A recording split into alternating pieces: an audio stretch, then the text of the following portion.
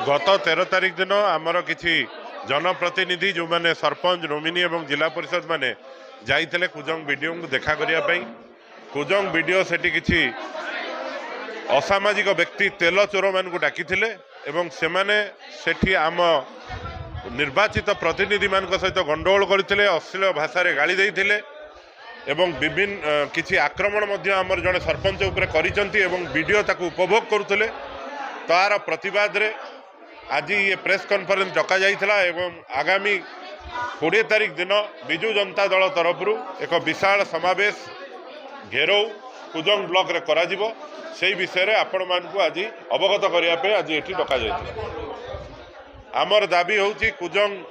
Video एठू transfer हवा दरकार न तो सस्पेंड हवा दरकार न तो गिरफ हवा दरकार कहीं तांको नेतृत्व रे ही एही सब जिंस हेइची।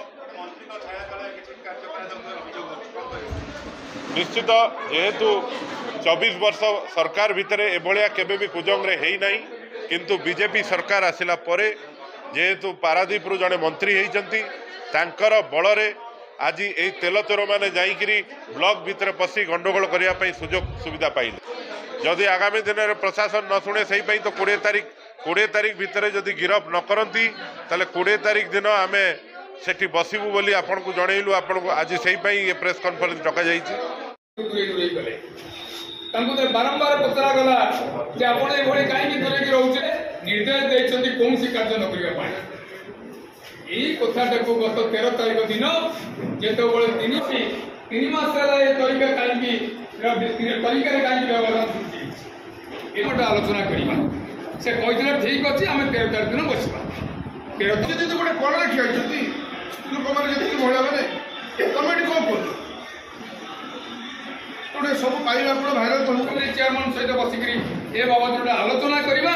जो अचलावस्था मुझे पहुंची कि गणमाध्यम सूचना मिलला एक भूल सूचना गला